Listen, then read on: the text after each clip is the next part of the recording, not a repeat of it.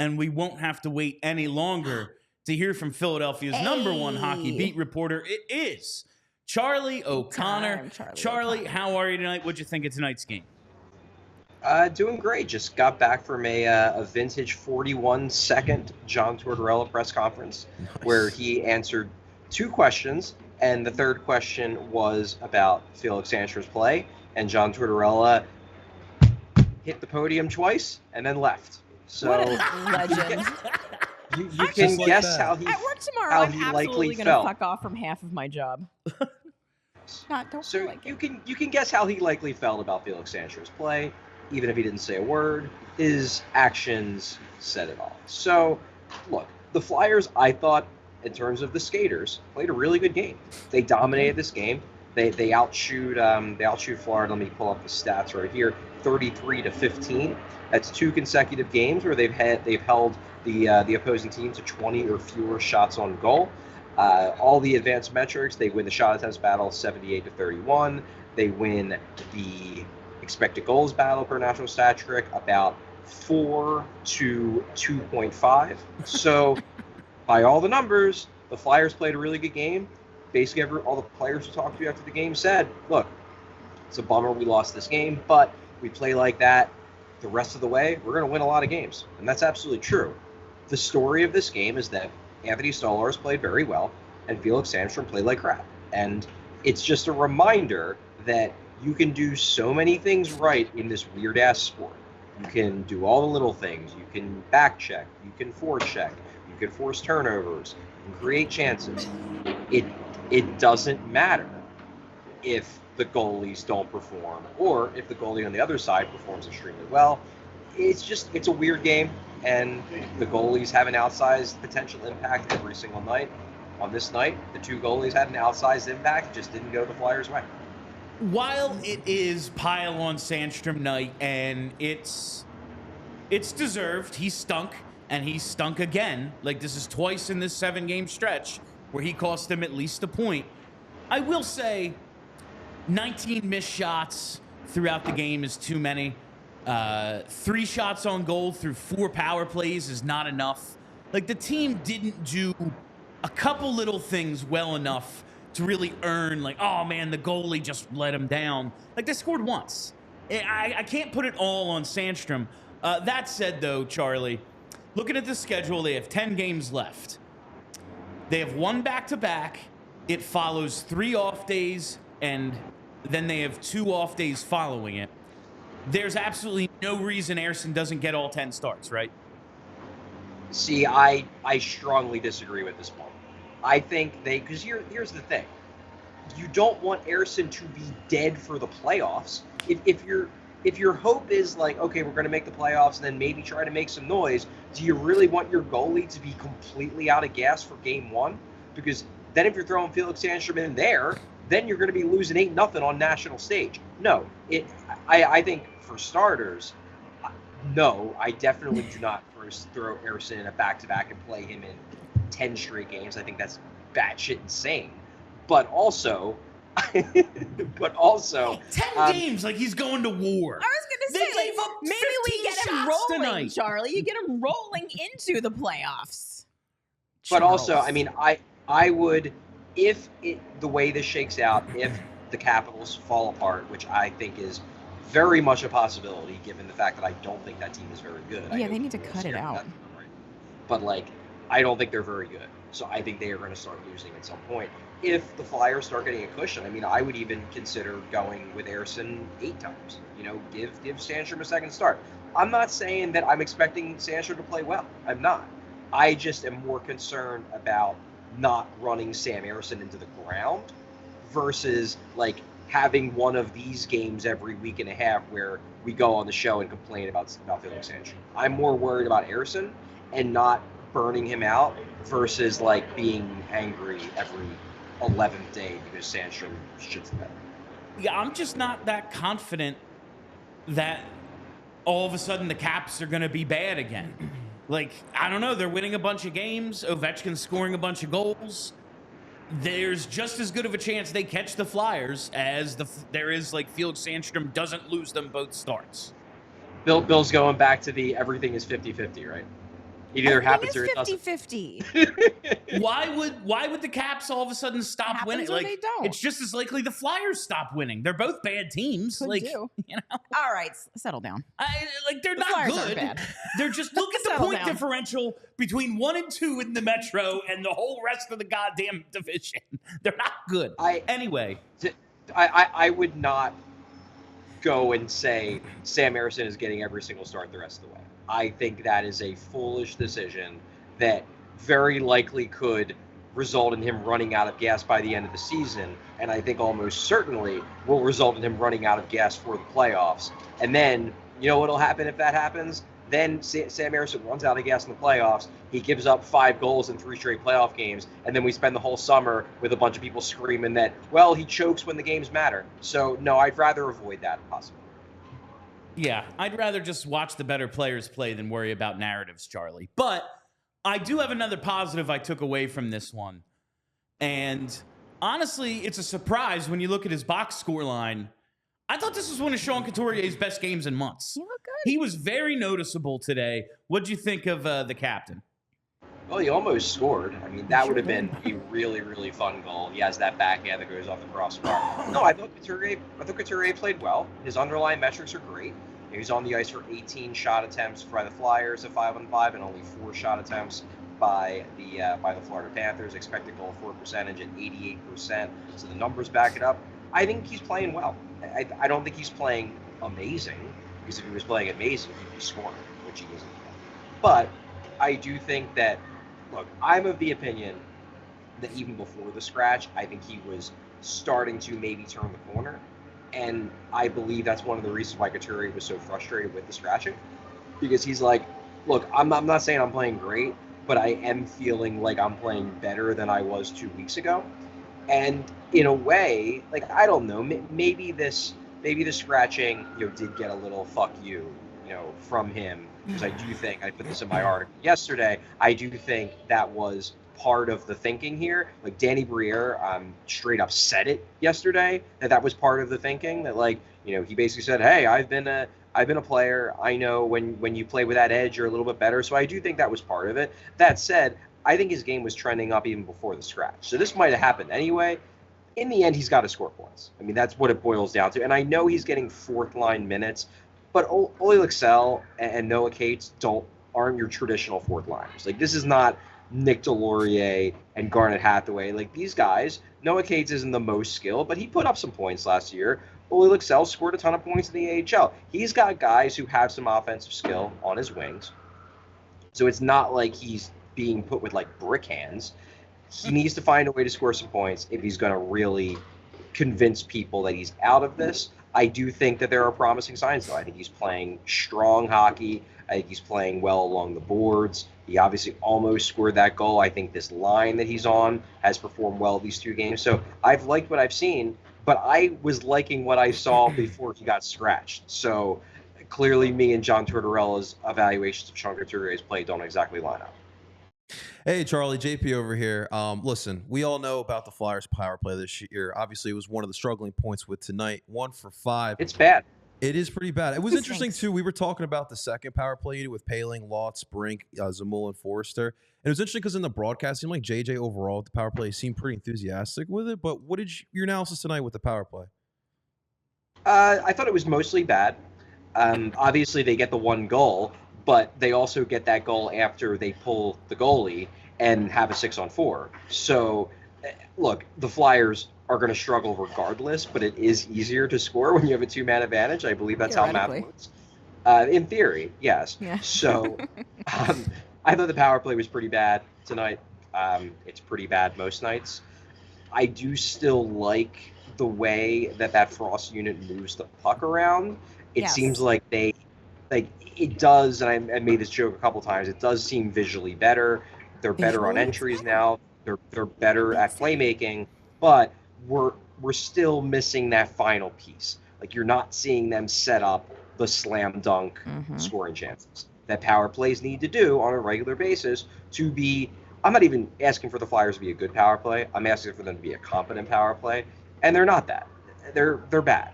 They're real bad. Real bad. And this was a game where if the power play would have just been passable, in the first 2/3 of the game, maybe the Flyers don't fall behind by the score that they do. But it is that bad. And because of that, it's going to be difficult for them to score goals. Like, not just on the power play, but period. Because if you're still getting, if your power play is only operating at 13% efficiency and the best power plays in the league are operating at double the efficiency, like, that's a dramatic. I mean, look at friggin' Sam Reiner. Like, doesn't he have something like 20 power play goals this year? It's close to 30, I think. Yeah. Yeah, like, do the Flyers have as many power play goals as Sam Reiner does? I don't think so. I don't think so. Maybe the exact number. It might be even. I should look into that. It's just wild because like we're talking about potential playoff team with the dead last power play unit. It's just crazy. It's Imagine wild. if they learn how to score. Oh my God. Charlie, I think possibly part of the problem today is Ronnie Attard cursed the rest of the team. Our boy had 4 shots on goal, 1 attempt blocked, no misses. The rest of the team, 19 misses. Is this just because Stolarz is the size of like a large truck? Like, how do you miss that many shots? He's a big boy. Look, I'm sure that plays a role because it is. It's more difficult to, if you're trying to shoot for the places where the goalie isn't, if you're facing off against a goalie who is 6'6" and enormous, yeah, you're probably going to miss it a few more times. But the Flyers also missed some shots that, like, it wasn't because Stolarz. It was because they just flubbed the opportunity. I mean, I don't even think this counted as a shot, but that one late in the third period where Paling's staring at a wide open net and he just like fumbles it. That was just like, that was the epitome of a facepalm play. Because you're just like, oh my God. And that's when you knew if he misses that. And I don't think Paling had a bad game. Honestly, he has a really good pass on the brink goal. I thought he played fine. But if he can't finish on a play like that, you just kind of know, okay, this is not like the Flyers they're just not going to win it. It's not even that they're playing bad. No. It's just that they're not going to win it because it's just one of those nights. And it was just one of those nights. But yeah, I honestly, I don't know what to tell you. I think Stolarz probably played a role, but also it's just execution. Only Travis Konecny registered more ice time amongst the forwards than Ryan Poehling. Almost 19 minutes for Poehling tonight. That's not too shabby. Not too shabby. And yep, I just looked at it. The Flyers have 27 power play goals this season. Sam Reiner has 27 power play goals this season. I thought it might be pretty close to even. That is fucking hilarious. Wonderful. That's incredible. That's incredible. Charlie, I don't know how much more anyone else has for you. Charlie, in the end of the first period, when Cam York and Bobby Brink got those 2-minute roughing calls there, what did you see there from the press box with that situation with Tkachuk too? Well, I mean, I can tell you that John Tortorella was livid that they come out of the intermission to start the second period, and the Flyers are the ones that get the extra penalty. I don't know. To me, it just looked like a scrum. Like I wasn't trying to evaluate, who got in a little bit of an extra punch or whatever. The one thing I will say, and this is something that, it's impossible to know because this is just the kind of stuff that happens on the ice. But sometimes when a team gets the extra penalty, it's because one of the guys had been warned earlier on in the game. Like maybe Cam York was in a scrum 10 minutes earlier, and the official kind of like said like, you better not do that again. And sometimes it's like a little bit of retribution or punishment for something that they set up earlier in the game. That said, it is the end of the first period. There's not a lot that really could have happened in the first 20 minutes, but that is always a potential explanation because the officials, while we just see the penalties, they are also trying to manage a game. That is one of their jobs. And sometimes your penalties that we see as weird from above and on television or whatever actually make some sense if you understand the dynamics of what was going on in that particular game with that particular player and whatnot. Look, I didn't see anything in that scrum that led me to believe that the Flyers deserved an extra penalty. It was just a bunch of guys pushing and shoving each other. Like, I think you could have very easily decided that Florida deserved the extra penalty. My general viewpoint is in those situations, just even it up and then let's go out and drop a puck and play hockey. But I can't fully rule out the possibility that there was something more going on there or something was said or something happened in the midst of a scrum that I couldn't see. I don't know. Scrums are weird. The refs, and I'm far from an official defender, like a defender of the officials, but also it is difficult to deal with it when like 10 guys are just jumping all over each other trying to kill each other. No, it's definitely important for the officials to manage the opponents of the team that has Matt Tkachuk and Nick Cousins. I think they played it right there How about just to make sure the call the Flyers didn't penalties? get out of hand. Charlie, the Flyers have given up 35 shots over the last 2 games combined against some really good fucking teams. Yeah. How is this defense doing it? It's held together with they're out of bubble gum. There's no duct tape to be found. It's just Scotch like a tape? paper clip and whatever is left of From the dollar Sanheim's store? name. MacGyver that shit. Yeah, and I mean, seriously, like Sanheim and York, the fact that they're doing what they're doing, given how banged up I suspect both of them are, is pretty wild, and I give them a lot of credit.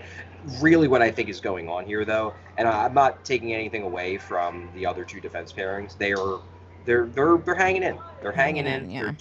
They're doing what they can do with their limitations in terms of experience or talent or both.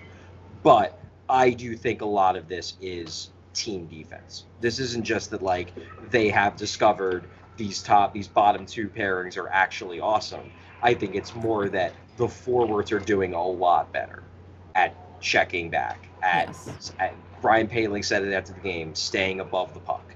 It just seems like, and this was, in my opinion, probably the biggest positive, if you want to say it, the biggest positive that came out of the Couturier scratching is it did seem to jolt the team as a whole into taking defense more seriously, because all week the defense has been better, and these past 2 games it's been legitimately really, really good.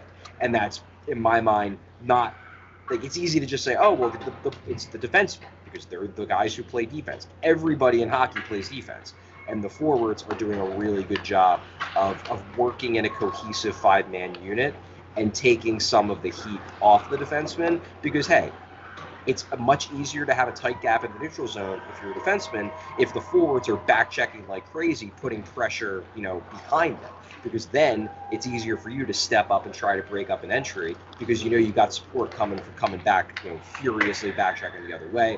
It's the same thing in the defensive zone if teams got to go through layers in order to get shots through and whatnot. I think that the forwards and defensemen last week, and by last week I mean like 2 weeks ago because it's a Sunday, but you know what I mean. When they were giving up 6 goals a game in 3 of 4 games, I just felt like the skaters looked disconnected. The gaps were wide, guys would blast in the zone, and then they would turn into to odd man plays down low, things like that. You're not seeing that anymore. Everything Boston and Florida got in these 2 games, they had to earn, unless Felix Sandstrom just gifted them. Yep. Yeah.